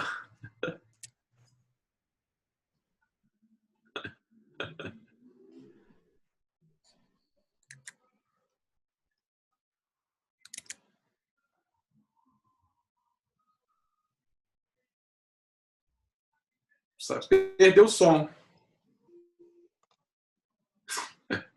O erro, Obrigada, querida. Está tudo caminhando nos controles. Amanhã tem médico, Pedrinho, já deu... Tá meio cortado de som aí, mas pelo que eu me lembro, ele tá conversando com o cara lá, né? Ela é um robô. E ela fica em dúvida, né? Que ela acorda naquele lugar que ela não sabe, que ela, na cabeça dela, ela vive lá no Velho Oeste. Aí ela acorda nesse laboratório lá, aí ela começa a conversar com esse rapaz lá que trabalha lá arrumando os robôs. Aí ele mostra para ela a própria fala dela. Aí ela dá aquela travada. O seriado é muito bom. Não, é muito Como chama o seriado? Westworld. É o mundo do Velho Oeste, vamos dizer assim. Sei, e é na Netflix tem? Não, tem não. Tem não? Netflix? Eu acho que tem sim, Eric. Netflix não tem, cara. Tem, eu acho. Peraí, deixa eu ver aqui. Cara, eu não assisti no Netflix, não. Eu também não, mas eu acho que tem, peraí. É curioso, né? Porque essa coisa a coisa do erro tem tudo a ver com democracia como modo de vida, né? Tem, cara, tem. Tem tudo a ver, né? Então, se você quer alguma coisa sem erro, necessariamente vai ter que ter controle de alguém, né? Tem que ter um controle e obediência a um padrão. Isso. Muitas escolas usam isso. Eu me lembro que eu fiquei escandalizada quando fui visitar. Quando a minha filha caçula queria sair de uma escola de vanguarda, que não tinha nada disso, mas e queria para uma escola padrão, porque ela nunca tinha estudado numa escola padrão, queria estudar numa escola padrão, queria que tivesse tudo pronto. Mãe, eu quero ver o que é uma escola com tudo pronto. Então, fomos ver. Aí fomos ver, sei lá, umas 10 escolas com tudo pronto. E eu me lembro que a gente entrou numa escola, tinha um quadro gigantesco, um corredor enorme, todo com quadradinho, o nome das pessoas e as avaliações. É porque eu nunca vou esquecer isso, já começa a dar gargalhada. Aí ela falou, essa é demais, não, vamos embora. As crianças no ensino médio eram testadas em todos aqueles quadradinhos, numa parede gigantesca estava aquilo que ela competição toda lá estabelecida. Mas ela foi estudar num colégio padrão. Em 3 meses ela viu que era uma coisa mais terrível que existia, veio, contou que era terrível. Eu falei, então ótimo, sai, vai para o tal colégio, tem tudo a ver com a continuação disso. Ela falou, não, eu escolhi, queria ficar 1 ano e ver como é que é isso. Ficou 1 ano, depois saiu, foi para onde ela queria ir, tem que estar mesmo. E conseguiu construir desse mundo, né? Porque ela já tinha formado para ter reflexão.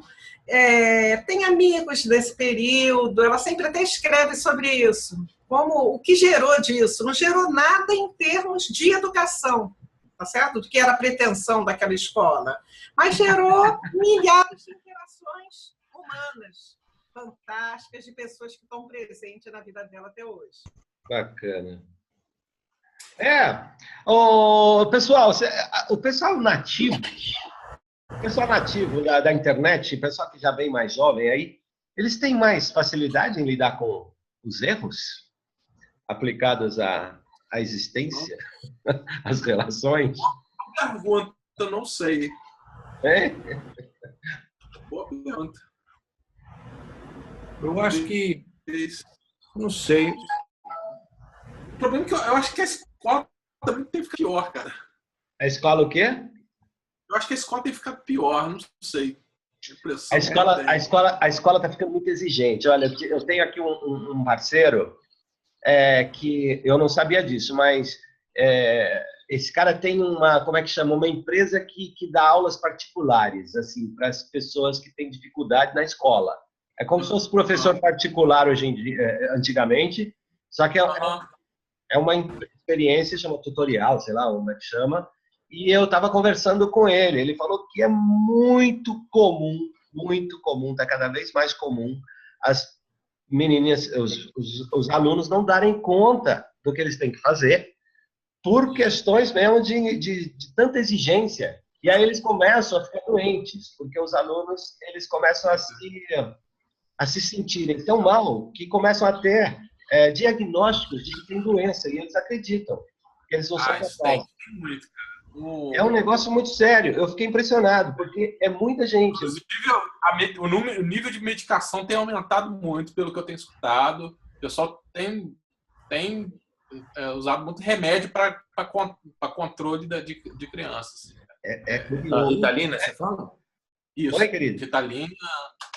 Ritalina, essas coisas. Mas o diagnóstico de hiperatividade já vamos ver na Ritalina. Igual diagnóstico de todas as escolas tradicionais. É imenso isso. E da mesma maneira, um grupo imenso de professores e médicos que trabalham na contramão dessa construção doentia, né? Mas de inúmeras discussões que a gente já manteve isso há mais de 2 décadas, que esse cenário não é de agora, ele já vem sendo construído há cerca de 2 décadas de maneira mais organizada, essa loucura toda da competição, vem das famílias mesmo, né? Eu me lembro que a gente tinha um trabalho imenso, enorme, de conseguir, numa escola aberta, fazer com que muitos pais compreendessem que o objetivo da escola não era formar gênios, né? Era interagir pessoas, né? Pessoas humanas, diferentes, maravilhosamente diferentes, né? Mas todos os pais, ou todos, entre aspas, né? Uma grande maioria dos pais que estavam lá até o pescoço, estressados e massacrados dentro do próprio sistema organizacional, desejava para os seus filhos o mesmo, um rigor ainda muito maior, né? Então. Exigiam dos seus filhos serem gênios para cima. A Matrix é brincadeira não, gente. É muito forte. É forte. Eu acho que essa questão do empreendedorismo hoje também, porque, claro, está cada vez menos emprego, né? Então todo mundo está empreendendo, de certa maneira, há um olhar para essas possibilidades de empreendedorismo, e aí, de certa maneira, também vem com essa pressão, vem com essa exigência, com essa competitividade Que, por um lado... Também. Para entrar na faculdade também, né? A questão do vestibular também força muito isso, né? Não, e esses dias eu fiquei sabendo uma coisa... Eu fiquei sabendo um negócio aqui que me pirou também. Esse mesmo cara que me falou dessa questão das crianças, ele é um empreendedor, tem 5 unidades desse trabalho. Ele me falou que, ingenuamente, né, eu já devia pensar isso, ele falou assim que muitos dos caras que têm faculdade particulares são todos deputados, são vereadores e deputados, são pessoas ligadas à política, e para eles não interessa ter escola particular, escola pública boa. Qual é o interesse deles? Eles não querem. Eles querem mais que não exista essa iniciativa, porque vai... é que leva... No Brasil é muito doido, né? No Brasil é uma coisa muito doida, né? Porque a gente gasta... O gasto que a gente tem com o ensino superior é muito maior do que o ensino de primeiro grau e segundo grau. É muito louco, né, cara? É. Isso aqui é muito louco. Aí, quer dizer, a gente subsidia justamente. Aí as pessoas mais ricas vão fazer a faculdade pública e o pobre vai ter que fazer particular. Pô, tá tudo errado, né, cara? Bom, eu acho que... Isso entra na questão da própria escola, né? Que é uma desgraça. Eu tenho pesadelos até hoje principalmente quando eu tô muito estressado, eu sonho que eu tô de volta na escola. Eu também.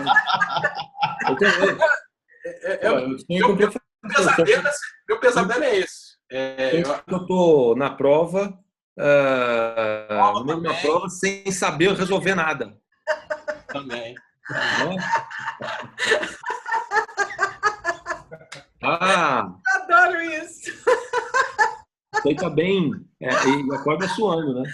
Pode suando. É uma desgraça, cara. Porra. Gente do céu, isso aqui dá uma história, né? Só pro Democracia como Modo de Vida já dava um negócio legal, já, umas ideias boas. Os pesadelos escolares. O pesadelo escolar é o que eu mais tenho, assim. Eu não passei por isso, eu não consigo. Eu sempre fico pensando, mas por que será? Gente, eu fui brincar na escola, eu já conversei com a Carla Ferro, eu tenho assim 1 milhão de histórias sobre a escola. Porque eu só fiz brincar, porque eu era criancinha. Eu ia para a faculdade brincar, eu brinquei 5 anos de faculdade, tá certo? 5 anos eu brinquei, mantenho até hoje o meu grupo íntimo de 5 pessoas que foi meu grupo desde o primeiro ano de faculdade até o último, são meus amigos até hoje, tem outros agregados de outros grupos até hoje, porque o nosso objetivo ali era brincar. A gente entrou ali para brincar, você não estudou um pouco. Eu sempre eu gosto de estudo, mas sempre estudei o que eu quis estudar. Mas, sei lá, dava para passar, a gente colava também, não tinha, mas brincava, ria, gargalhava. A escola, para mim, foi um ambiente de brincadeira. No primário, eu brincava de polícia e ladrão. Sempre eu era o ladrão, com mais 2. O resto dos 30, 40 das outras turmas todas eram polícia. Eu brincava de escorrer de suor, subia no telhado. Era um lugar lúdico da brincadeira. Mas eu venho de uma família que minha mãe nunca tinha estudado. Tudo tem a sua história. A minha mãe não estudou. A coisa que ela dava mais, ela nasceu no sertão, viveu no sertão, e o sonho da vida dela era estudar. Eu ouvi sobre esse sonho uma vida inteira. Ela sabia ler, escrever, trabalhava em 3 turnos. Na primeira vez da vida dela que ela pôde largar um turno de trabalho, ela estudou. Aí, 1 ano, ela fez o artigo 99 em primeiro grau, segundo grau, e fez a faculdade. Entrou para a UEG, né, a Universidade do Estado da Guanabara. Fazia direito, que era o sonho da vida dela. Então, eu vivi com uma pessoa que o sonho era estudar. Agora, nunca fui CDF, a mamãe nunca disse que a gente tinha que tirar nota tal ou tal, porque ela não conhecia o sistema, nem o modelo. E ela que criou, eu fui criada num matriarcado, porque ela parou muito cedo. O meu pai não teve nenhuma participação efetiva nessa criação. Então, não houve dramas. Eu fui brincar. Eu brinquei até a faculdade. Eu posso afirmar isso para vocês. Nunca tive problema para passar de ano. e achava um monte de coisa chata. Me lembro que quando eu entrei para fazer o pré-vestibular, eu nunca tinha visto biologia, química, física, e matei todas essas aulas porque eu já estava noiva e ia casar. E a gente matava aula para ir para o cinema, ou ir para o motel, ou fazer alguma coisa mais interessante. Então, eu continuei sem ver nenhuma dessas matérias. Entrei para a faculdade sem nenhum tipo de problema. Anos passados, entrei para a Faculdade Nacional de Direito, abandonei porque quis. Então, nunca foi dramático. Não tinha um chicote me obrigando a participar desse processo. Entendeu? Ou dar conta desse processo. Só se dava. Como se fosse qualquer ser realizada. Assim, a mamãe me tirou da escola no primário, na 3ª série, porque ela achava que eu só ia brincar na escola e achava que aquilo não podia dar certo. Que eu gostava tanto da escola e só brincava, ela sabia disso, que ela era uma mulher esperta, tudo que eu contava só tinha a ver, nunca com estudos, só com a brincadeira. Né? Ela me tirou da escola para estudar em casa com um professor particular. Até virar o ano seguinte, eu ia para um outro colégio. Mas por simples ensaio e erro dela, não tinha nenhuma determinação. É isso aí. Marta, você nunca cantou essa música, então, Marta? Qual? Eu já cantei. Eu gosto dela.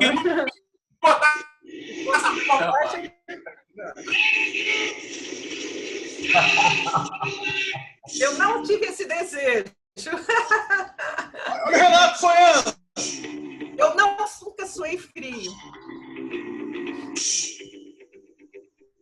Esse é o clipe original. O grito original? Depois manda para mim, que a minha neta está interessadíssima em rock hoje em dia. E ela vai amar isso, porque ela questiona até o sexo dos anjos. Olha, muito interessante, muito legal. Gente, são 21h59.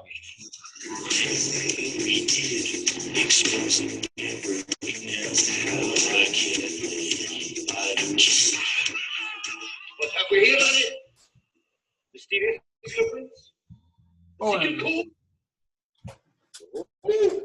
Poems, no less. Poems, everybody! The lad who reckons himself a poet.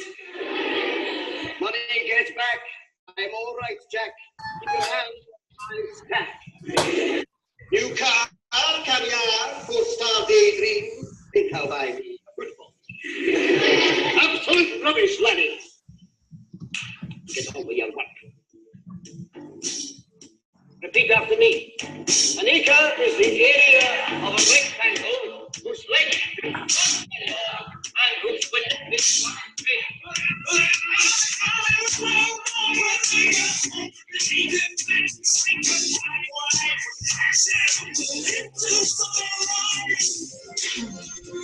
Maravilhosa essa rainha ali atrás.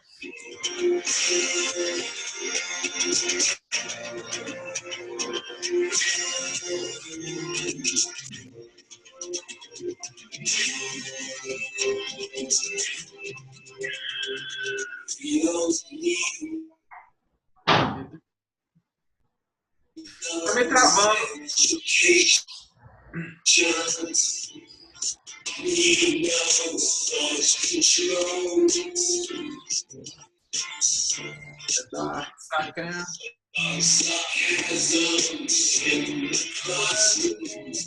Maravilhoso.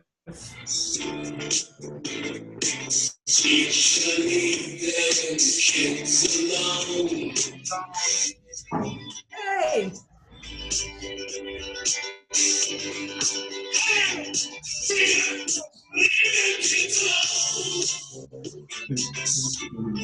Manda para mim, querido.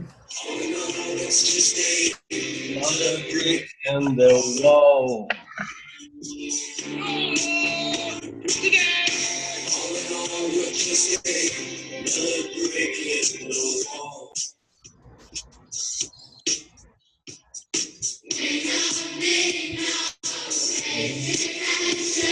You don't need to me.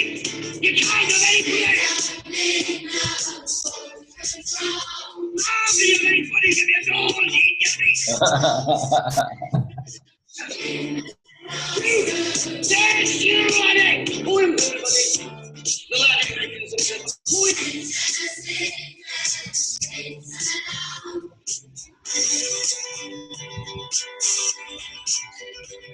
O Eric até deitou para ouvir.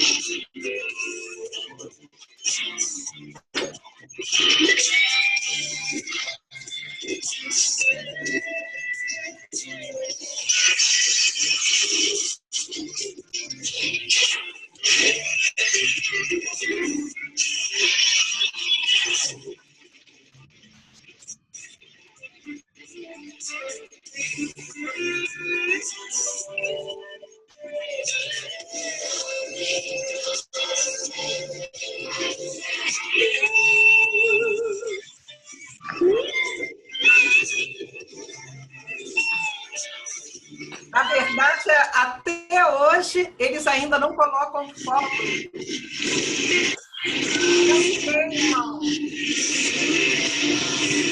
Não queimam suas escolas e suas organizações.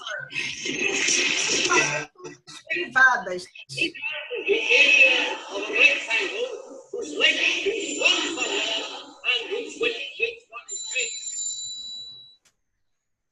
Muito bom. Bom, Eu quero essa versão, não tem essa versão, não. Essa é a versão original, é o vídeo original. que é do filme, né? É do filme, né? É do filme The Wall, né? Eu quero ver com a minha neta, vai ser sensacional. Ela está nessa fase desse questão. Pouca gente tem essa referência, né? Porque essa música é totalmente conhecida, mas o vídeo é pouco conhecido. Né? Muito bom. Eu fiquei pensando aqui, né? O corte dele, mas nunca assim tão bem organizado. Eu dei, quando me aposentei, agora já mais recente, nesse século, quando eu me aposentei, eu dei consultoria a uma empresa privada. Então, eu não entrava numa organização privada ali dentro, na sua essência, sei lá, milhares de décadas. E eu fiquei chocada. Eu acho que esse vídeo é perfeito. Retrata exatamente o que eu vi. Quando eu vi uma empresa privada por dentro, na sua essência, que é isso? Que loucura é essa? Eu me choquei, porque 99,9999% da mão de obra dessa organização era de pessoal de ensino médio. A formação do ensino médio no Brasil é algo de monstro. É isso aí. Eu fiquei chocada com a ignorância no sentido de ignorar. Eu me lembro que eu sou meio obcecada. Assim que eu percebi isso, eu ensinei tudo que eu podia ensinar assim, num curto espaço de tempo, porque o atraso de ter visto alguma coisa era tão grande e as pessoas reproduziam os modelos opressores de uma escala extraordinariamente chocante. Né? Era Arendt perfeito. Era a reprodução da banalidade do mal. Eu fiquei chocada de ver isso, então quem tem interagir o máximo, até hoje interage com aquelas pessoas, acho que alguma coisa de interessante ficou, porque de maneira surpreendente, pelo Facebook, quando eu saí da organização, porque achei que não valia mais a pena, também estava muito frágil de saúde, já não era possível. Meus amigos falaram, para, Marta, chega disso. Aí eu resolvi chegar. Mas aí, hoje em dia, várias pessoas surgiram no Facebook, pessoas simples, que trabalhavam naquela organização, e me dizem que foram fazer psicologia. Eles atribuíram a forma de ver psicóloga. Eu falei, meu Deus, quantos erros eu cometi, que não era exatamente isso, né? Que era o objetivo. Mas no experimento Eu queria trazer aqui como host, tá, gente? É o seguinte, primeira coisa, são quase 10 da noite, já passamos das 1h30, tá? Estava agradabilíssimo, mas eu gostaria de dar uma colocada com a relação com a música, com a objetividade. A objetividade, ela constrói muros. É isso que me trouxe agora esse insight. Porque a objetividade demais, o propósito, ela te alheia. Ela te bota tanto no caminho único que ela te faz criar esses mundos. E, às vezes, você acaba sendo o autocrata de você mesmo, instalando esse caminho. O sistema se repete, né, cara? E, às vezes, não precisa nem de alguém que faça isso. Você repete o discurso. Não, você repete isso não tá, a gente só não está aí 7 mil anos à toa, né, cara? O sistema tem que se repetir, porque senão já tinha saído desse sistema muito louco que a gente vive, né, cara? É muito forte. Olha, como host, eu proponho a vocês, não sei, continuar, sair, como é que funciona isso? Eu não sei, eu estou fazendo host. Eu acho que tem como você sair. Eu acho que até tem como você sair e continuar, mas... Olha, como é que funciona esse esquema? Você, como está fazendo hosting, se você sair, todo mundo cai. Mas não tem, Vinícius, não tem opção de sair. O poder do host. Você pode fazer o seguinte, a gente pode encerrar aqui, ele encerra a gravação. Mas não tem opção lá, não? Adorei. O que foi, Marta? Você sai, encerra a gravação, aí essa gravação vai ficar renderizando, aí vai ficar no seu computador, entendeu, Mauai? A gente pode aqui. Mas se você sair mesmo, todo mundo cai aqui. Aí vai ter que mandar um link de novo, entendeu? Então eu posso encerrar a gravação aqui, beleza? Pode, cara. Mas antes de mais nada, deixa eu dizer que foi realmente, o seu hosting foi maravilhoso. Ô, meu querido. Obrigado.